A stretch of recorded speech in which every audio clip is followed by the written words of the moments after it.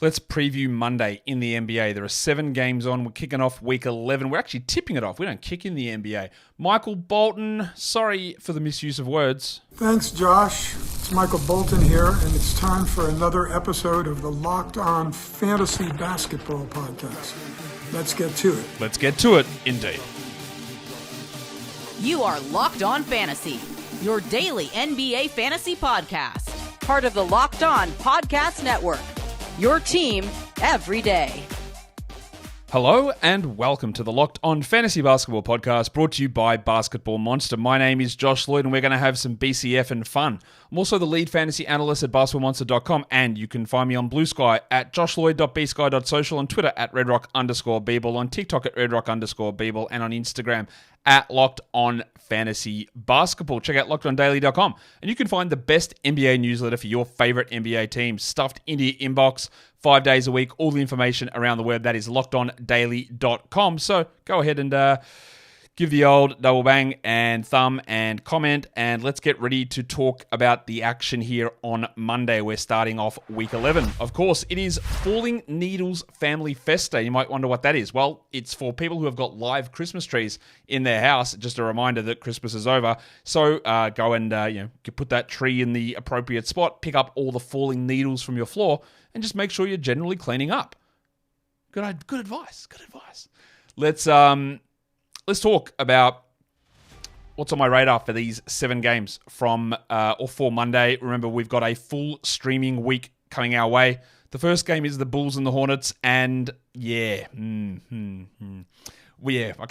Bulls Hornets. Chicago plays Monday, Wednesday, Saturday. Now, on this graphic, I'm going to point this out right now. That I said that the Hornets or the Bulls have got 3 games in week 12. It's wrong. They've got 3 games in week 11. They've actually got 4 games in week 12, so do the Hornets. I just put that up just for this game. That one's incorrect. So the Bulls are Monday, Wednesday, Saturday. The Hornets are Monday, Friday, Sunday. And you'll note that there's a big gap there for Charlotte. So just be aware of that. That is it's a huge gap in the schedule for the Hornets coming up. The reason why that is important is we're going to talk about the Charlotte injury report in a second. We'll talk about the Bulls. Ayodosumu dealing with, I said he's doubtful, but I think didn't the original report said 10 days, so he's not doubtful. He's out. Let me go and have a look at that. Okay, so that's officially screwing with my mind, because I went and checked. The Chicago Bulls put out an update on, what date was it? The 28th of December, and said Ayodosumu will be out at least 10 days, reevaluated due to this calf issue. And what's the exact... 29th of December for me, which is 28th for you in the States. Ayodosumu will be reevaluated in 10 days after sustaining a right lower calf strain. Cool. Thank you for telling me that. The official injury report has him listed doubtful. Are they serious? What are they talking about? What? My brain just broke. Okay, so Ayodosumu is officially doubtful, but the Bulls also said he's out at least 10 days. So, figure that out. Now, they are creeping up. They're already right at the top of shit organizations, the Bulls. But the injury reporting, remember the Josh Giddey stuff where Josh Giddey came out and said, yeah, maybe I'm back Monday at the earliest, and they listed him on Saturday as questionable? They're liars. And they can't even get their official statements correct. I don't know, has Dosunmu made a crazy recovery without being reevaluated? Anyway, that's just really... It boiled me. Jalen Smith is questionable. He missed the last game with illness, and both Zach LaVine and Josh Giddey are probable. Sick. That's great. Awesome. Why are you telling me that? Trey Mann is out again for the Hornets, and here is where I think the schedule part of it does come in. Because LaMelo Ball and Brandon Miller and Cody Martin all missed the Hornets' last game on Saturday due to sorenesses, ankle sorenesses, and wrist soreness, knee soreness. And they're doubtful again on Monday with the same soreness designation, which you'll sit there and go, that is so bloody annoying. This is the end of LaMelo Ball. They're shutting him down, which of course is not true. And LaMelo Ball will cop a million pieces of hate about this. I get that, and I don't know why the Hornets are doing it. I've got an idea, and I'll get to that in a sec. But Brandon Miller's played the exact same amount of games as LaMelo Ball this season, and he's sitting out the same way that Ball is at the moment. And Martin's had, obviously, long-term knee things. And the part of the reason why I think they're doing this, and have I just taken a big hit of copium? Yes. I probably have. But I think because their schedule here is just so light on, they don't have any games on, they can afford with guys who are undoubtedly sore because they have had injuries. And this is what happens when you play and you jump up and down and up and down and up and down on a hard surface like this, and you've had multiple injuries and surgeries. This happens, right? But they've said, all right, we can give you a week off and you'll miss 2 games. Teams can look at the other way on the schedule and go, we've got 5 games in 7 nights. You need some time off here, which is also understandable. But that these guys there's maybe something happening in there, and they go, all right, we can give you an extended break, a 1-week break, get that soreness out, get yourself refreshed, ready to go, and you miss only 2 games. Again, I am coping hard, probably. I don't think I am, but I will be absolutely stunned if these CLT merchants aren't ready to play on Friday. I'll be shocked. That is what I think has happened, but I don't know. So yeah, Ball, Miller, Martin, all doubtful again. On the Bulls side of things, Joshy Giddey is firing up. And with Dosunmu not playing, there's more opportunities for Giddey, who dropped a big triple-double, I think back-to-back triple-doubles. And his minutes are up. He's producing at a very high level. He's actually producing at the level that we thought maybe he would do when we were talking draft season and get him going in the 60s or 70s. I think it was just shocking to start the season. But he's cooking. That's great. We want to keep watching that. And then on the Hornets side, we want to keep watching Mark Williams.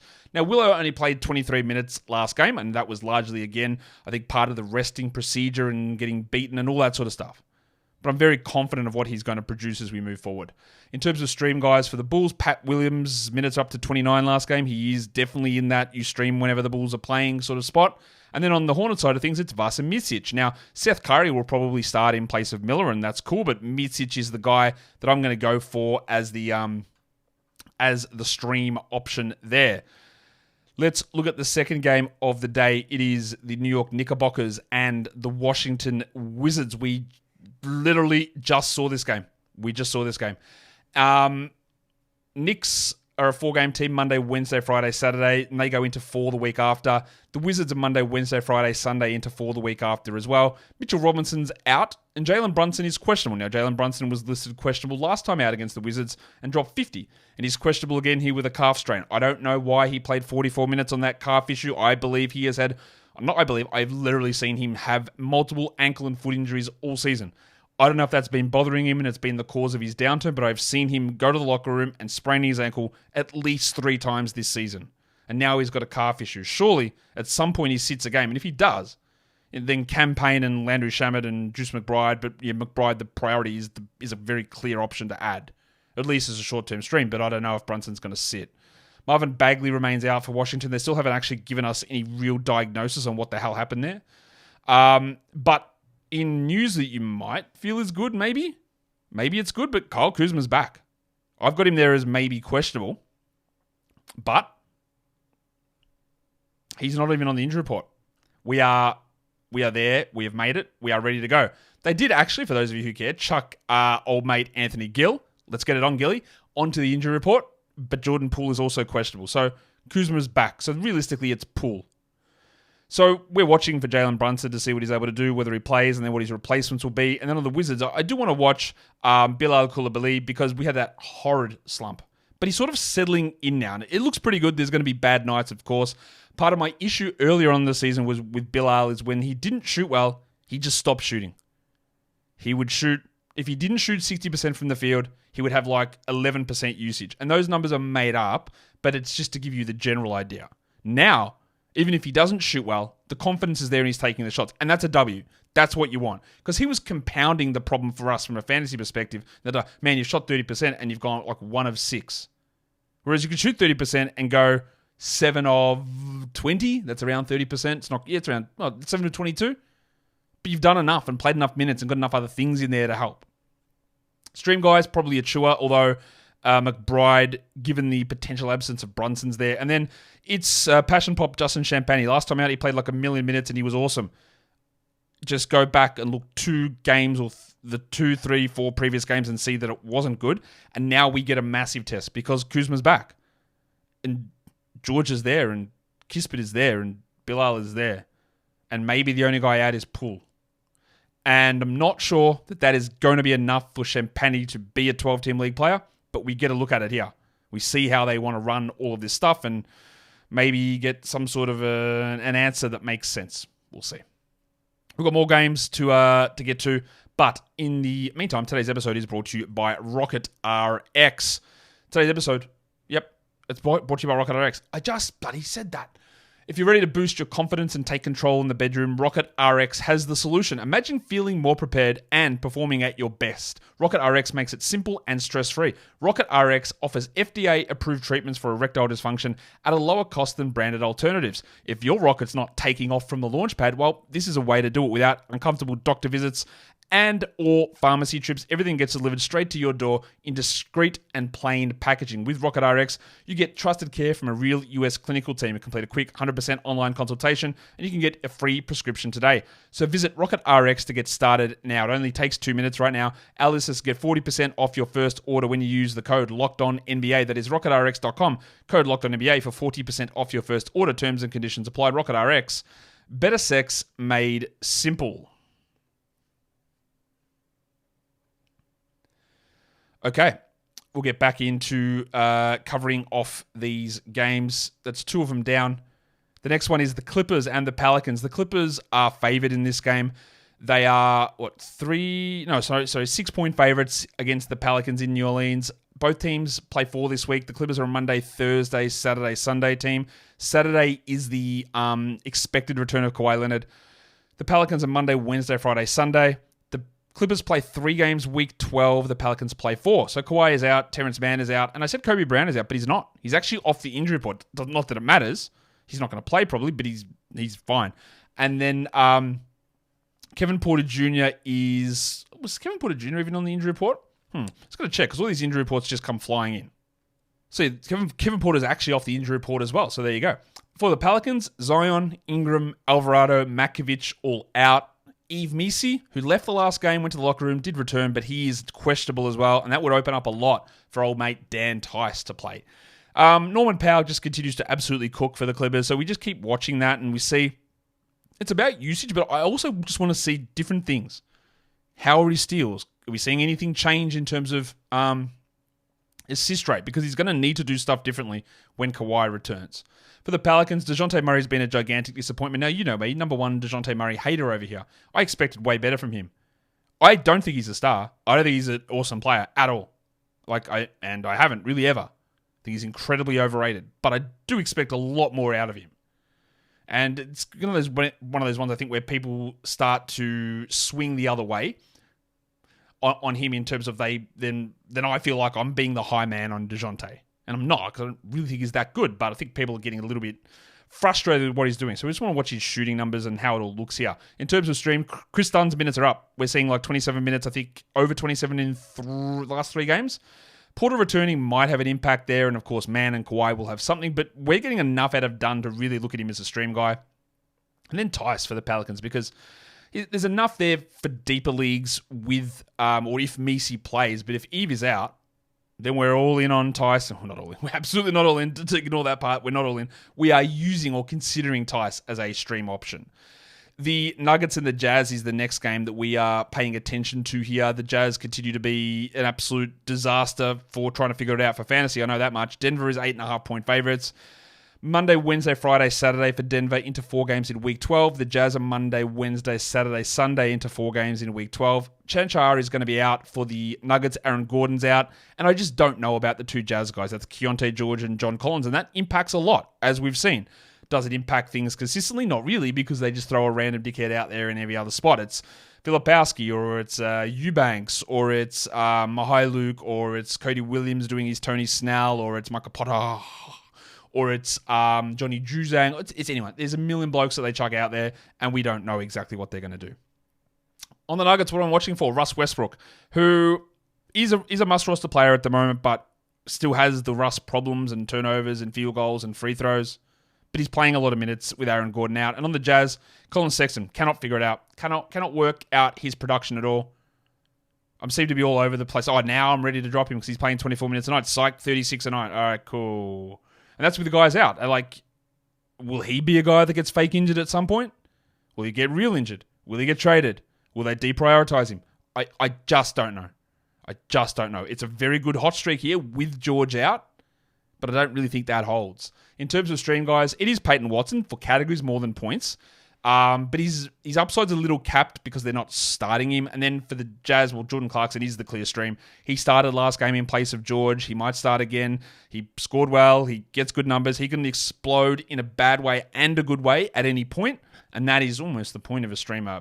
Understanding that it's Jordan Clarkson and you can get some bad stuff happen. The next game is the Mavs. They're taking on the Kings in Sacramento. Second game for Doug Christie as the Kings coach. The Mavericks only have 3 games this week, Monday, Wednesday, Friday, into 4 games in week 12, whereas the Kings are Monday, Wednesday, Friday, Sunday into 3 games. Who is out? Well, Luka Doncic is out. Dante Exum is out. Najee Marshall is suspended for all games this week. Derek Lively still questionable. He missed the last game, and of course, if he is out, that just means Daniel Gafford elevates, and PJ Washington will return here. He was suspended for the last game, but he's back and ready to crack and roll. Devin Carter is not injured anymore for Sacramento. He made his G League debut and put up huge numbers.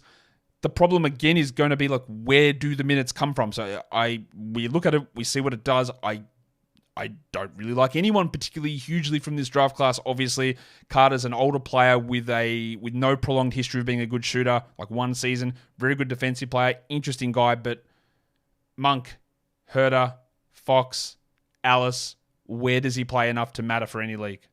Look, he could easily play over Alice, sure. But he could play over Herter, absolutely. But will he? Will they just zero those guys out? Seems really unlikely. So it's going to be tough to see. I want to watch Clay because with Luka out, he should be doing more. And he did, sort of, but not last game. I still think this is the time to roster him when there is opportunities for more minutes and more shots, but still just seeing if there's anything that looks like it's going to be decent because I'm not really convinced. In terms of the Kings, it's the Keon Ellis, Kevin Herter. Does Doug Christie change anything sort of mindset? Streaming, it's obviously Dinwiddie and Grimes, and I think Dinwiddie's a must-roster guy, and Grimes is close enough to that. And Kevin Herter is probably the best streamer on the Kings because he's more likely to play 25 or 26 minutes than Quentin Grimes. In terms of the next game, it is the Cavs. It is the Warriors. Big game in Golden State.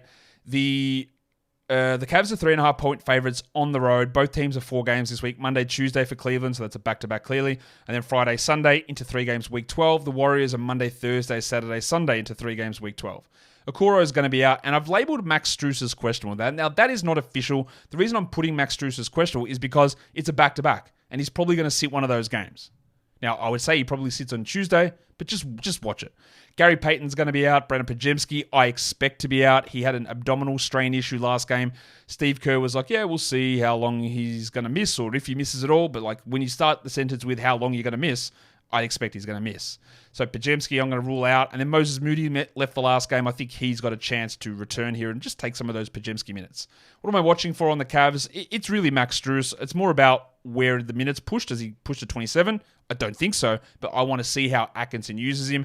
And then Kuminga, 2 absolute monsters in a row, 30-plus minutes coming off the bench, 30-plus points coming off the bench. It hasn't always been that way, very clearly. Just look back to 3 games ago, and you'll see that he didn't do that. But we want to see whether he continues, and again, against a very, very good team with a very, very good defense.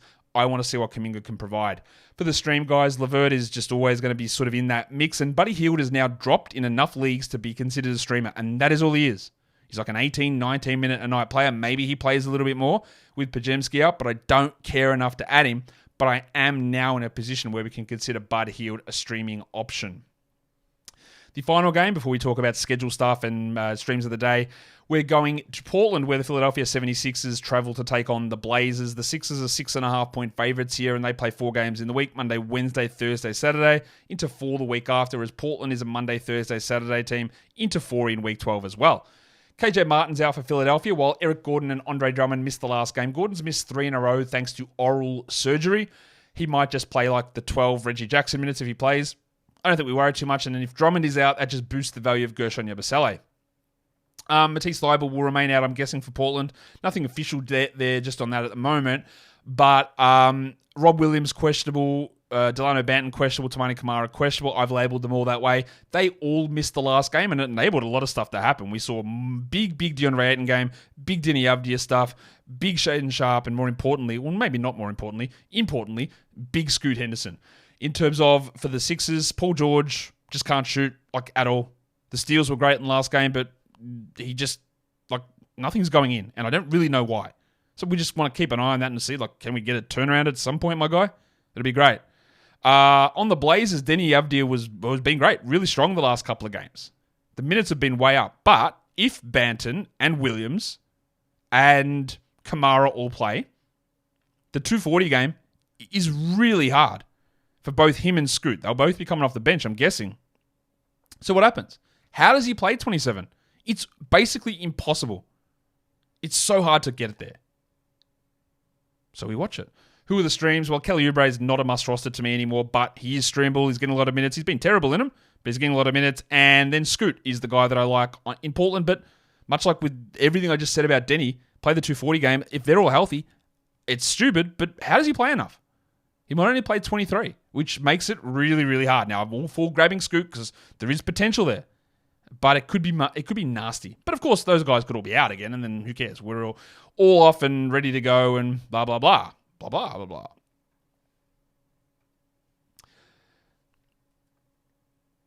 All right.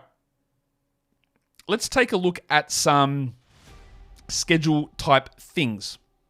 Let's do that. Because we take advantage of that, especially in weeks where there's streaming options. Remember, Monday, Tuesday, there's 2 teams that play the back-to-back. And if you're trying to maximize your streaming spot, you got to take advantage of this Monday, Tuesday, back-to-back. You go the Monday, Tuesday. You go the Wednesday, Thursday. You go the Friday, Saturday. 7 games, 1 roster spot, 4 moves. So Cavs and Clippers. So you're looking at LeVert. You're probably not looking at Strus because the risk he doesn't play both. But Dean Wade, he probably plays both. Sam Merrill, George Niang, or Clippers guys. Chris Dunn, Nick Batum, Derek Jones is a great one there. Kevin Porter is back. He's going to be a great double back-to-back streamer as well. Mo Bamba maybe doesn't play, but even though he has the best knees ever, nobody's ever seen knees as good as his, as healthy as he's one of the healthiest knees ever, Mo Bamba. He probably sits one of the games just because his knees are... I don't know. I've heard this before. I don't know if you have, but I think his knees are too healthy. That's why he had to sit some back-to-backs because they were too healthy. It was going to cause problems for other people's knees being jealous. That's the issue. So that's why he's had to sit a couple of back-to-backs with his perfectly healthy, best knees ever scenario. So yeah, just keep an eye on that. Chunks. Next 5 days, Monday through to Friday. These players all have 3 games. They're all 60% plus available on Yahoo. So if you're wanting to do more of a longer stream scenario versus let's hit the everyday spot, and you might do that. Oubre, Dinwiddie, Grimes, Dunn, Lou Dort, Malcolm Brogdon. 3 games, 5 nights. Dinwiddie, Grimes, Brogdon all should just be rostered. Oubre on the outskirts, Dort and Dunn as well. So all of these guys, some real tremendous value, I think, here with the schedule advantage of 3 games in 5 nights for those players. Let's take it now across to the streams of the day for the games on Monday, the 7 games on. We'll start with a 10-team streamer. I'm going to go with Chris Dunn. The minutes are up. You'll get steals. You'll hit some threes. You'll get some assists. You'll get a block. It's enough for me there. 12-teamer, it is Patrick Williams. Am I happy about it? No, I'm not, but it's there. 14-team, I'm going to go with Caleb Martin. The minutes are up. Now, we saw the what's the thing? The both sides of man. What am I trying to say? What's the actual term? There's a really common phrase. Anyway, 2 sides of Caleb Martin. I feel so stupid. Why can't I figure that out? Caleb Martin could have a huge one. Giggity. He also could have a big game. He could have a small game. That's what he does. The dichotomy of man. Is that right? Doesn't sound right. I think it's right. Anyway, Caleb Martin, 14-team stream. And then Vasa Micic in the 16-team and deeper leagues. You could stream Vasa in any of those. But he's rostered in like 3% of leagues. For Yahoo and ESPN points, it is probably Kelly Oubre, as much as I hate telling you that Kelly Oubre is an option because I hate him as a fantasy player and I got sucked in and I will never, never, never forgive myself for it. 10-team streamers, just every league you're in, you just want to start at this list and just see which of these players may be available to help you out. We've got Chris Dunn, Spencer Dinwiddie, Patrick Williams, Jordan Clarkson, Caleb Martin, and Vasa Micic. All options to stream, even in the shallow formats. Now let's take a look at the 12-team streamers. We'll go to Peyton Watson, Lonzo Ball, Derek Jones, Karis LeVert, Julian Strawther, and Dean Wade in the mix there as well.